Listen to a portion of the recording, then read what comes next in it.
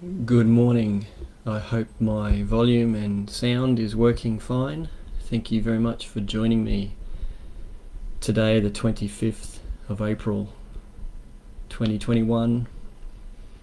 It's 11 a.m. on the eastern side of Australia, and this is the Tibetan Buddhist Society of Canberra's regular Sunday program where we practice our calm abiding, and then followed usually by some sort of talk. My name is Jeffrey Newton. I've been a student with the Tibetan Buddhist Society of Canberra for about 10 years now. And today I'm going to talk about the 3 poisons after we do about half hour of calm abiding meditation. So it's only just turned over to 11 a.m, so I will wait just another minute or so to allow people to join, get themselves settled, find a comfortable place. Maybe turn on the heater or grab a blanket because it is starting to get a little chilly. It's wonderful to see the leaves changing and the frost coming in the mornings. It is a beautiful time of the year, especially here in Canberra.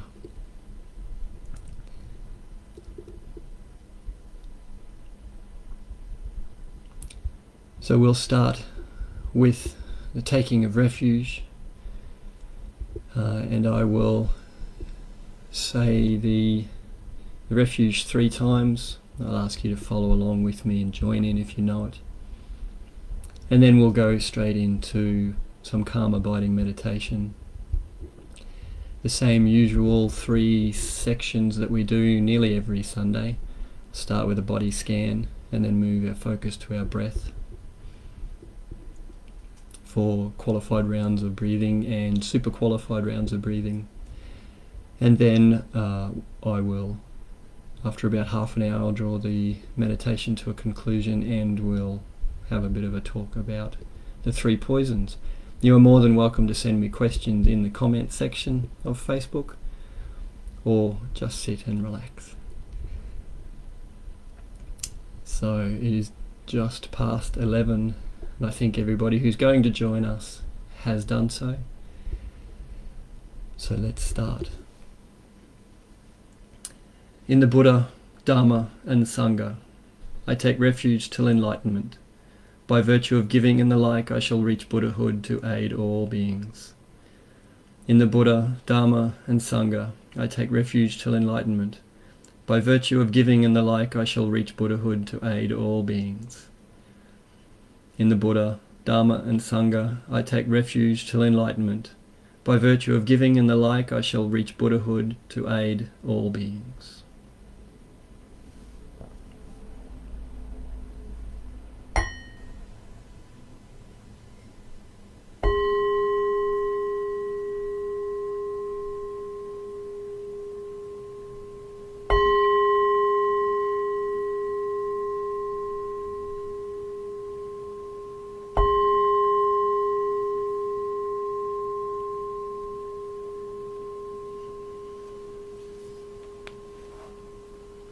As the sound of the bell dissipates, draw your attention to your body.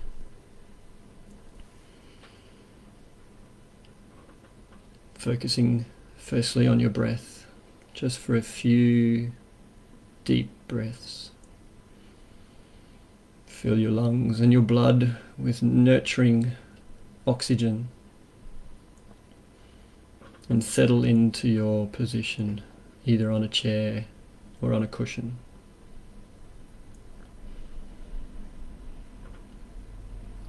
Now let's turn our attention to our body and do some body scans, starting from our toes all the way up our legs to our hips.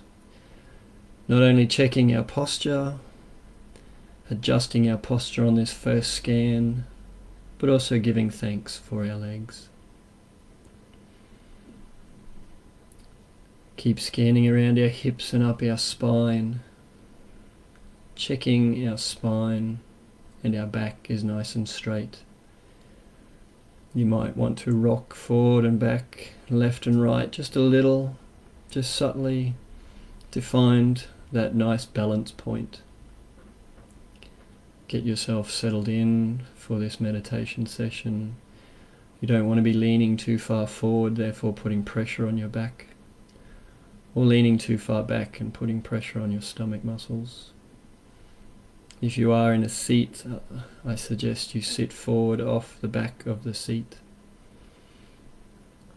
And as we scan up to our shoulders, after checking our posture, we give thanks for this part of our body that represents the fire element and brings energy to our session.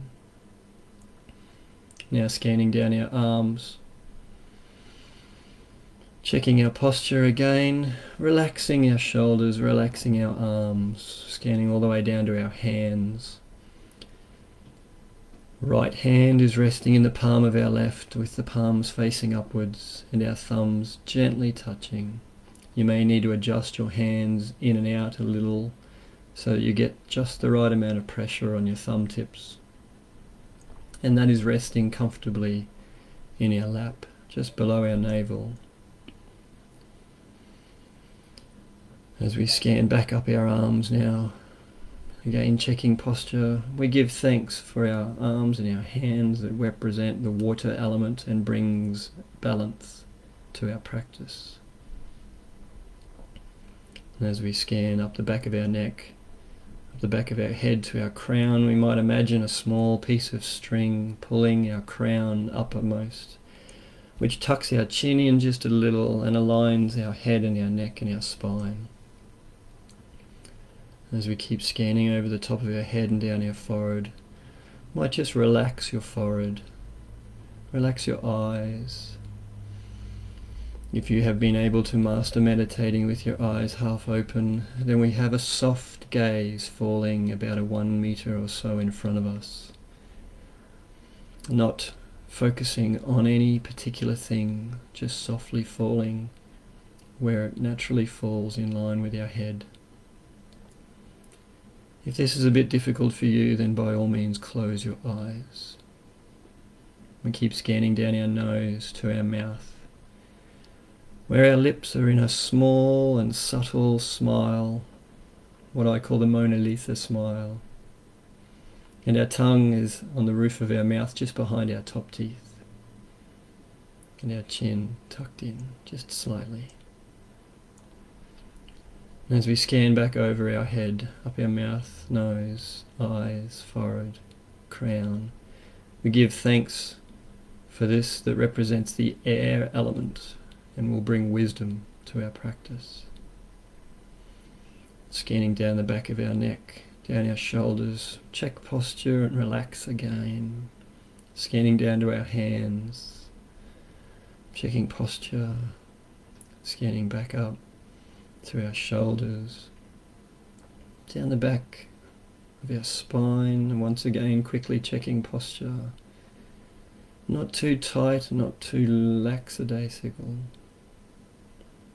Down to our hips, our legs, knees, down to our ankles and our feet. That's one body scan. I'll now let you continue your body scanning. I will monitor the time. You focus on your scans. If your mind should jump to some other topic, be gentle with yourself and gently, without judgment, bring it back to your body. To help with this, every 4 to 6 scans approximately, give yourself a mini break. Mini breaks are just as important as the meditation itself, so that you can attend to anything that urgently needs your attention, and then refocus and rededicate for another 6 or so solid rounds of body scans. So with your focus now firmly on your body, I'll leave you in peace for a moment.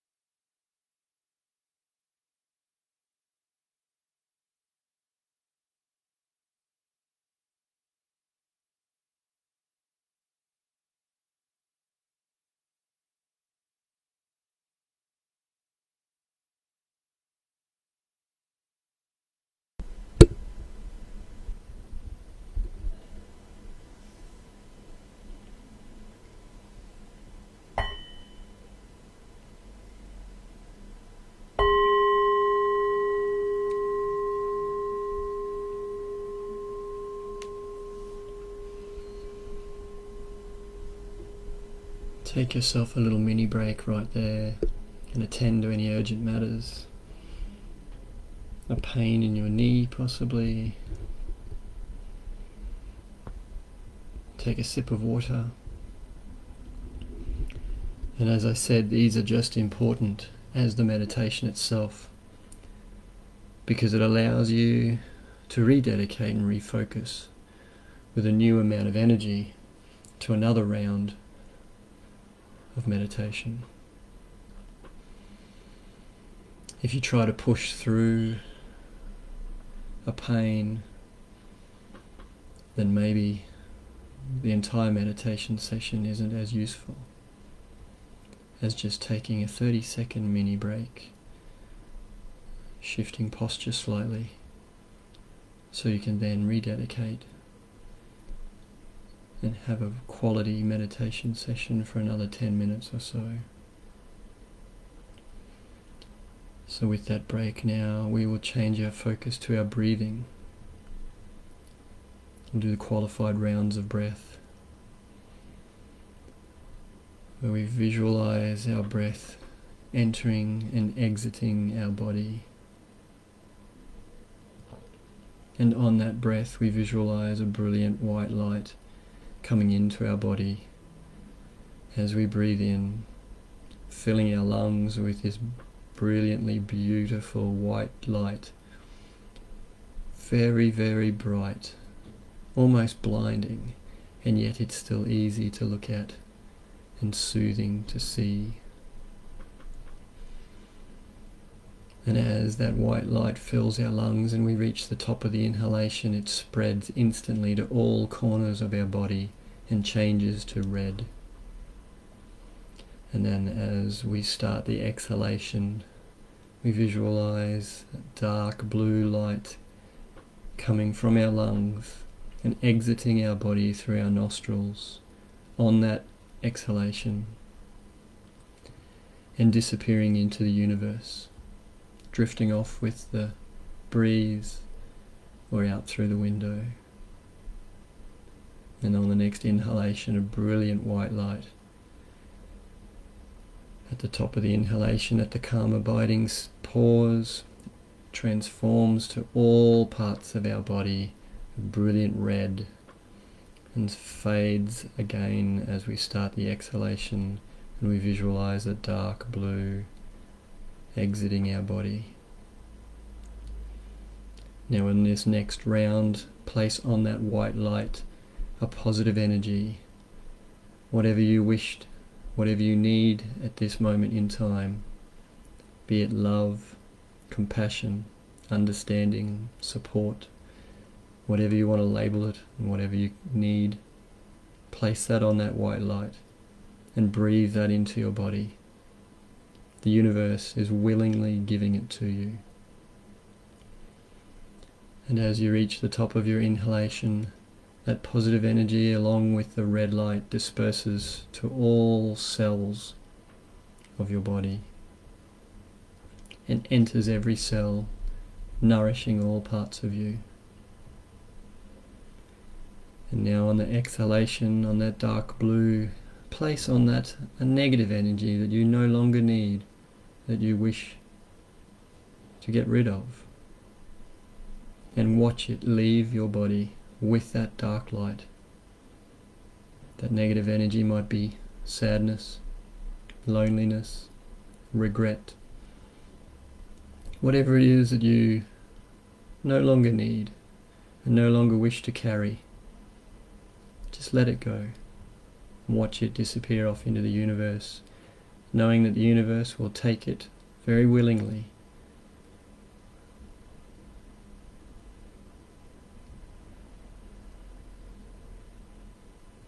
Now there's a lot to visualize here, but we're seeing the white light enter our body, we're feeling that positive energy enter our body, and we're knowing the universe will give it to us if we ask.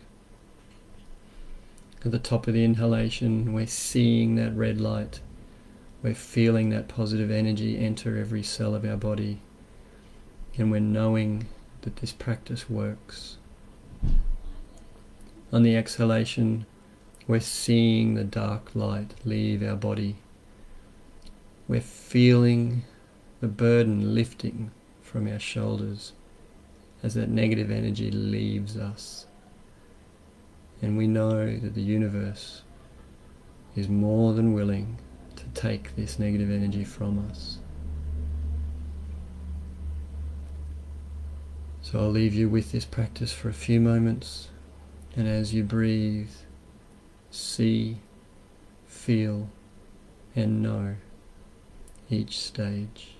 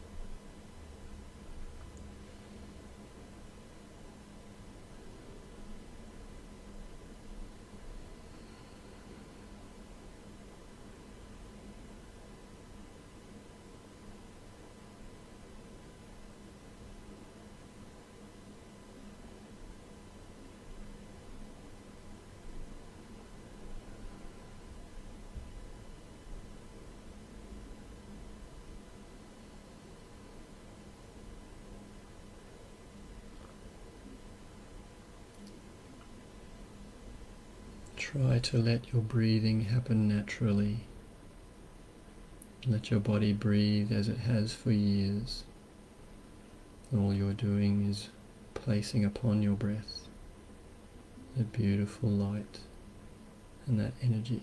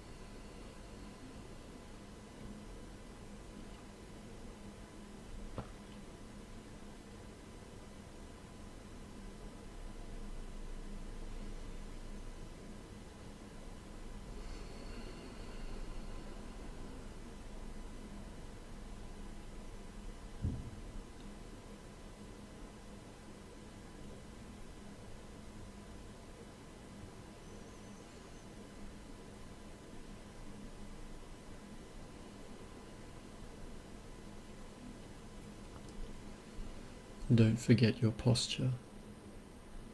Have a quick check-in of your posture, and then keep going with your breathing.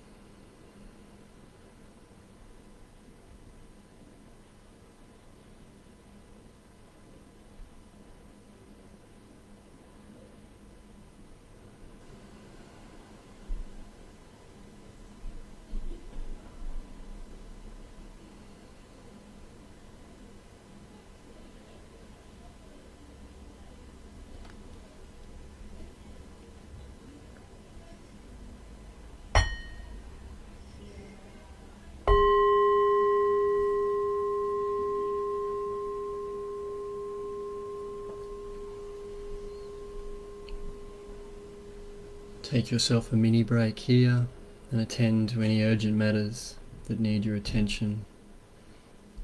Maybe a small sip of water. And once we have done that, we will turn our attention back to our breath, and this time focusing on a super qualified rounds of breathing.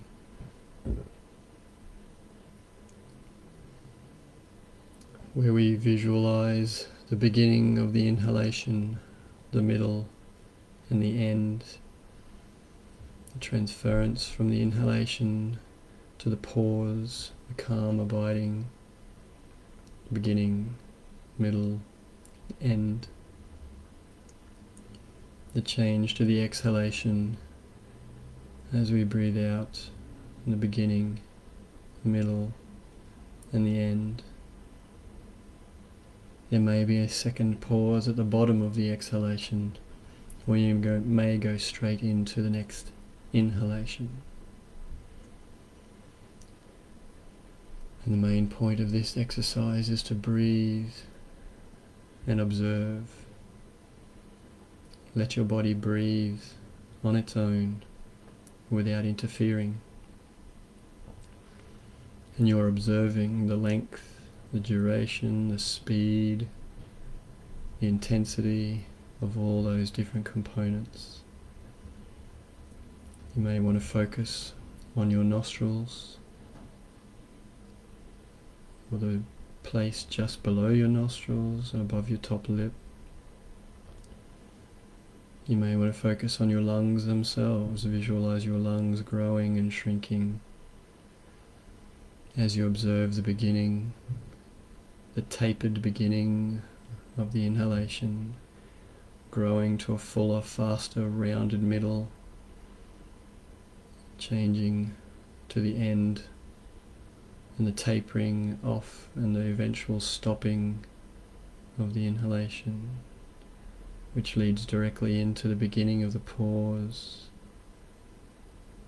the middle of the calm abiding, and then the end, which also signifies the beginning of the exhalation. Again, observe the tapered beginning and see how quickly it grows into the middle of the exhalation, where the air is pushed from your body faster and more fully, and eventually tapers off to the end of the exhalation. How long is that tapering? And when exactly does your exhalation finish? And again, your job here is not to change it and not to judge it, but simply observe. Observe in as much detail as possible. And if your mind should wander to what's for dinner tonight, for example, then just gently bring it back to your breath without judgment or criticism, knowing that your mind is doing exactly what it should be doing and looking out for you. Our job right now is to train our mind to focus on what we want it to focus on.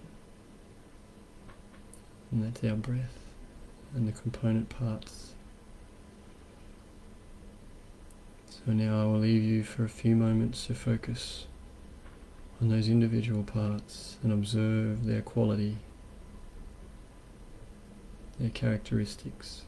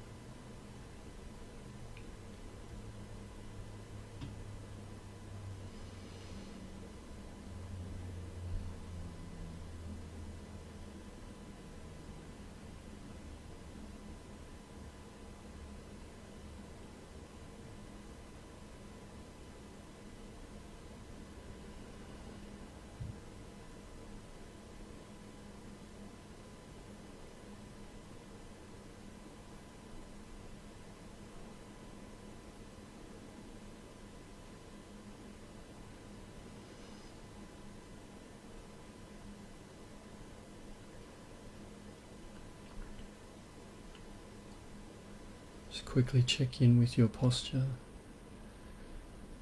and where your mind is at. And without judgment, correct anything that needs correction. And refocus on your breath.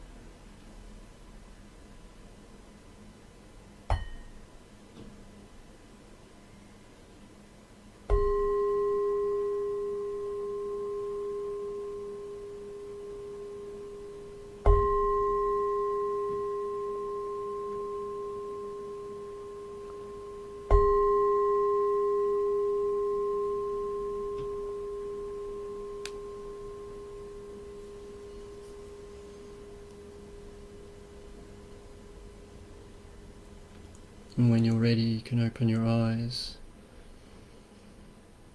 and come back into the room. Or maybe you're lucky enough to be sitting under a tree somewhere.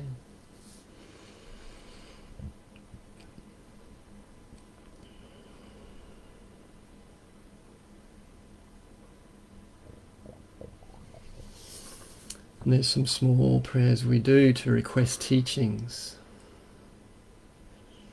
We say, in accordance to the intelligence and predisposition of each being, we ask that you turn the Dharma wheel of great, low, and common vehicles.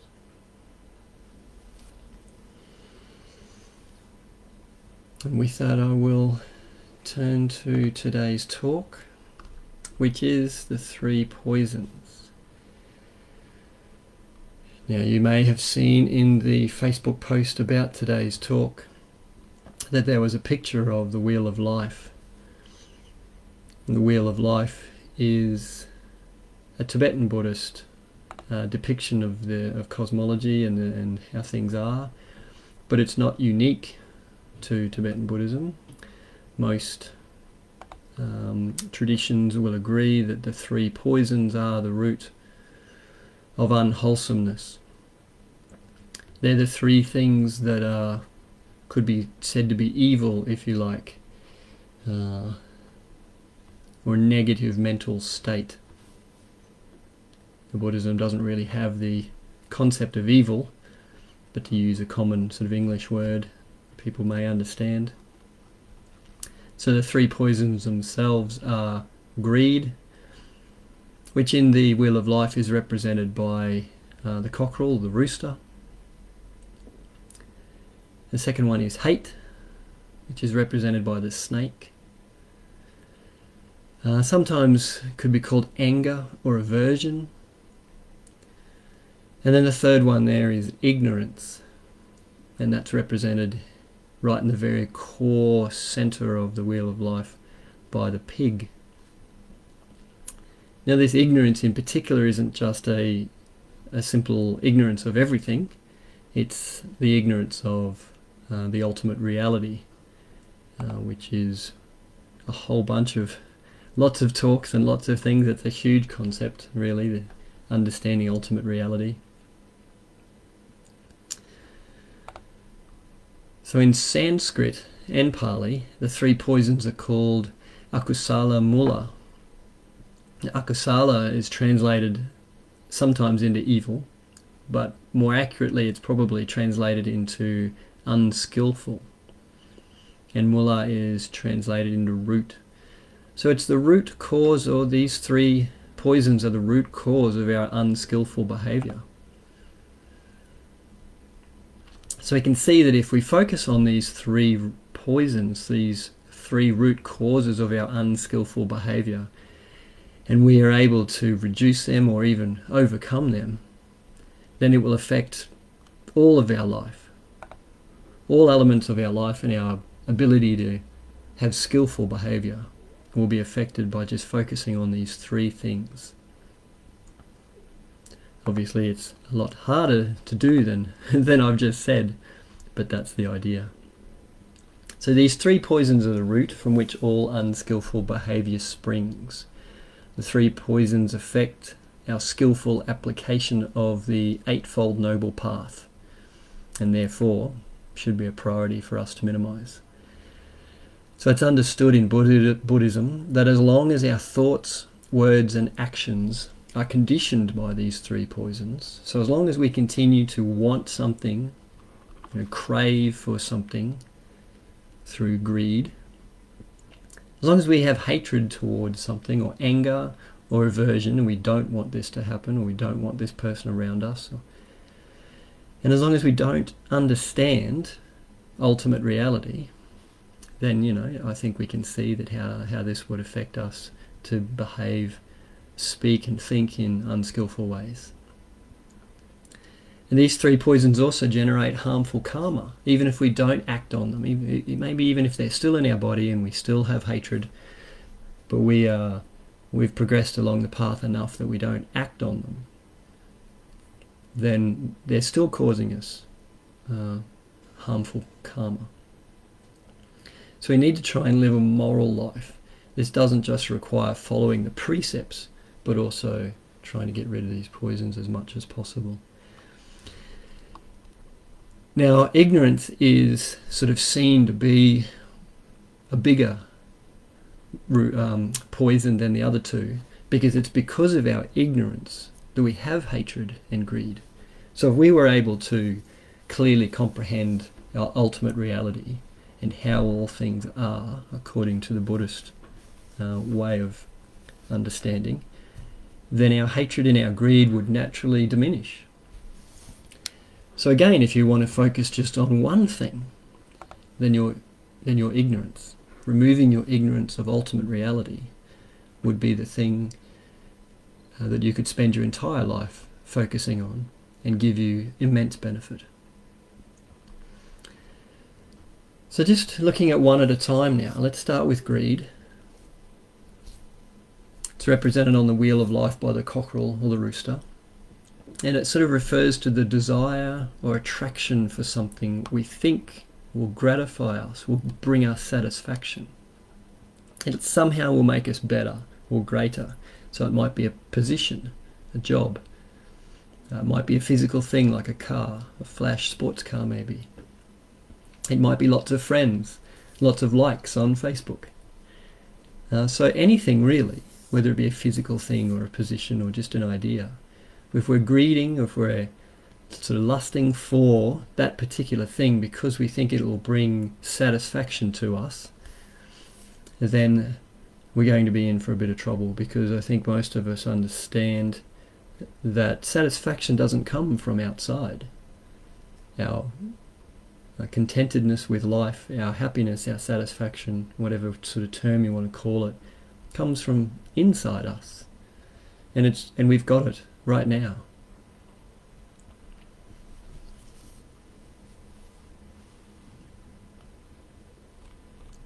So greed can take a lot of different forms. But a good example is we're acquiring things to elevate our status. So if we're driving or wearing, really nice clothes all the time, not because we simply like them and we want to feel good, but because we think it's going to bring us favor with the people around us, or we think people will look upon us as maybe higher status than we are, or something like that. So self-glorification rarely satisfies us for long, because once we get that glorification, then it sort of becomes a bit of a norm, and we want more. We want a higher level. So it puts us at odds with other humans, many of whom are seeking the same thing for themselves. So we can see how this greed, this desire for something, starts creating conflict with other human beings because they want probably the same things.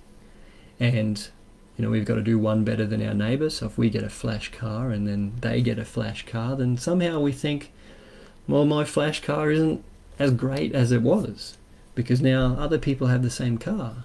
So we want an even better one.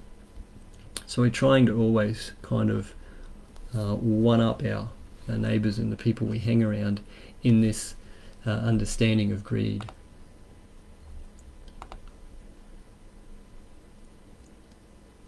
And we might even start to sort of manipulate the situation and exploit the situation we're in and others are in. We might, stab people in the back, as they say, or start putting others down in a silly attempt to lift ourselves higher. And this idea of greed has many different impacts on our lives and on other people's lives. So we want to try and overcome our greed.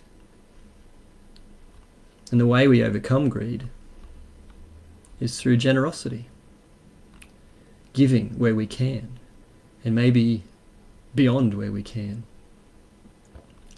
To a point, we don't want to leave ourselves destitute and on the street, because that's not wise giving. But essentially, to overcome greed, we act as generously as we can. Generous in our thoughts, generous in our words, and generous in our deeds. So I myself have some issues when people ask supposedly silly questions. I often find that when somebody asks a silly question, I instantly want to be a little bit sarcastic in my response. So that's something I'm working on in myself. When somebody asks what I consider to be a silly question, or the answer was there all along and they just didn't pay attention or didn't read it, I get a little frustrated. So I need to try very hard in my own self to have some generous thoughts and go, whatever those thoughts might be, but to welcome the question and welcome the opportunity to provide them with information if I know it, or to redirect them to where they might find it, without thinking, you're a silly person, why didn't you read that in the first place? So that's something that I personally am working on. And the second poison is hate, and it's overcome by loving kindness. Now, we have a particular meditation in Tibetan Buddhism to help develop loving kindness.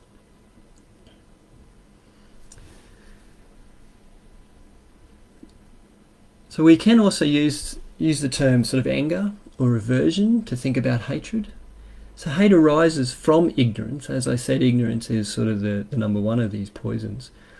Because if we don't quite understand the interconnectedness of all things, or the interbeing, the way we are really all part of the one beautiful universe, then we don't quite understand how having hatred towards other things is kind of having hatred for ourselves. And yes, I know people can also directly have hatred for themselves. So we overcome hatred through loving kindness, and we might even need to have and generate loving kindness for ourselves. So I know some people have body issues or think of themselves as less intelligent as they should be, whatever should be looks like. We're all different, so there really is no should in any of this. So having loving kindness for ourselves is definitely part of this, as well as generating loving kindness for all other living beings. And because we see ourselves as separate from everything else, we judge things to be sort of desirable. We want to get them, or we want to push them away. We have aversion to something we don't particularly like. We want to avoid it. And the third of the poisons, ignorance, which I've said a couple of times now, is sort of, I guess, the root poison, because it generates the hate or greed. We overcome this through wisdom. So wisdom to understand things like impermanence, how nothing is permanent. Even a horrible situation, so we might find ourselves in a situation that's unpleasant, like we've been in a car accident, for example. We know that that's impermanent. We will either get better, or maybe if it was a very severe car accident, then it will end. Our life will end, and all the pain and suffering we're in will end in that way. Preferably, we will get better. And the other idea of no self. So we can overcome ignorance through the wisdom of understanding the doctrine of no self. And this doesn't mean that we don't exist, just to go off on a tangent a little bit into no self. No self doesn't mean we don't exist, or that we're not actually there. Like, we do exist. You and I are talking to each other now through this modern technology. It means that we are not independently, inherently separate from everything else. So my understanding of no self really is that there's one self. The entire universe is one self, and we are part of that larger single self. Therefore, I am not separate, not independently arising from everything else. And another doctrine that will help us overcome ignorance is the idea of suffering. Well, this was one of the first sermons that Buddha ever gave, was the idea of suffering in the Four Noble Truths. So if we can spend a little bit of time meditating on, reflecting on, getting lessons from wise people about these doctrines of impermanence, no self, and suffering, that will help us to overcome this root poison of ignorance. And we can look at things like the 12 links of dependent origination to try to get an idea of this no self and impermanence and suffering. And each one of those links will help us just get a better idea of how we fit into the universe. So there is just a very short sort of outline of the three poisons. We can certainly go into a lot more detail on each one of those and how to overcome them. I have a question here in the comments. Is there not a satisfaction in helping others? Therefore it is outside ourselves. That's very true. There is quite often a satisfaction in helping others. And what instantly jumps into my mind in that scenario is your intention. So what is your intention for helping others? If your intention is through greed, because you want to be seen as somebody who is a helper, if you want to be seen as generous, and therefore trying to help others to improve your status, then I think you can see that helping others there has a negative impact. But if you are helping others genuinely from a point of view of no self, and you have the capacity and the ability just to help others and you're doing it, then yes, that's a way of gaining some good karma, some satisfaction, helping the universe. So before I leave you, I wanted to take you through a very short meditation process called giving and receiving. And many of you, or some of you, may very well have received this teaching from Lama Chodak. And I'm not going to go through the entire thing because it's quite lengthy.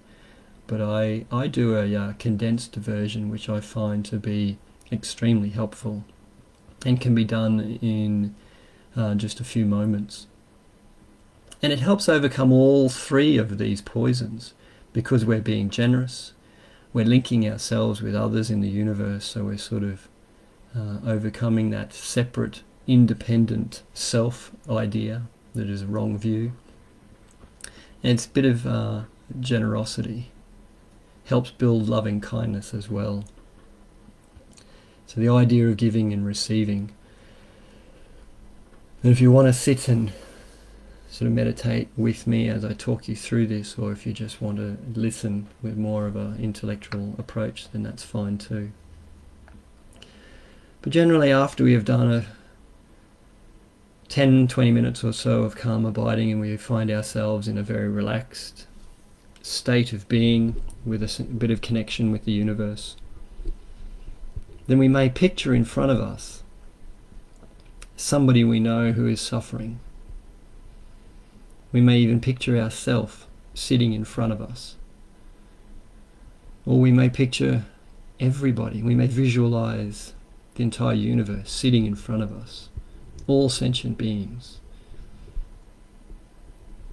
But once we have decided who we're going to visualize or what we're going to visualize sitting in front of us, as we breathe in, sort of opposite to the qualified rounds of breath, now we're breathing in their suffering. So we visualize coming out of their nostrils that dark smoke that we just visualized before. So they're giving up their suffering, but we are taking it. We are taking their suffering off them. Through loving kindness, we are accepting their suffering. And we visualize it entering our bodies as we breathe in and congregating around our heart. And each time we breathe in more and more of their suffering. And we visualize it relieving them of their burden. As much as we want to take a physical burden off their shoulders and help carry it, we're taking this suffering off either the person sitting in front of us or the entire universe, if that's what we visualized. And as we breathe in a few times, it gets more and more dark smoke around our heart, and it starts swirling around our heart like a storm. And it may be a bit uncomfortable for us. It may give us a bit of shortness of breath. Our heart starts beating a little faster. We're visualizing this suffering that we've taken off people here, right in our core. But as it gets more and more and more, and the pressure on our heart gets more and more and more, it keeps building, and the pressure eventually squeezes that black smoke, that dark smoke, so much so that it turns into a diamond. Because that's what happens under pressure, right? So this suffering is squeezed so much into our heart that right in the center of our heart now forms a beautiful precious gem. And it starts glowing beautiful white, really bright, really warm, full of love and compassion, because we've added so much pressure and we've given so much of ourselves in taking this suffering from others that is now turned into a generous, loving kindness, which now we breathe back out again. And we visualize this gem that's emanating this beautiful, bright white light coming back out of our nostrils, and we're giving that back to the person or the people we just visualized. And we genuinely need to give them back that compassion. And we visualize it going from us over to them and entering their body. And we feel the love in our heart leaving us and giving to them. And the beautiful thing about love is that even if you give it away, you don't lose it. It actually grows in power. So the more you give love away, the more it grows. It's not like money where you might have $100 and you give $50 away, and now you've only got 50 and they've got 50. But if you have 100 something of love and you give away 50, then you've still got 100. Someone else now has 50. It doesn't diminish. So in this sort of meditative visualization, you can breathe out and give away as much compassion as you can possibly generate, and it'll just grow. And now the other person you visualize is breathing in this compassion, and it fills the space where you've taken their suffering. And you can keep doing this sort of meditative practice of giving and receiving for as long as you like. And you can do it very quickly. Once you get proficient at it, you can do it very quickly as you're talking with someone. You can do it before you go to bed. so you have a better night's sleep. You can do it first thing in the morning with your general calm abiding practice, so it leads to a day of more compassion, less hatred, less greed, more loving kindness, and a more sort of wise understanding of how we're all connected.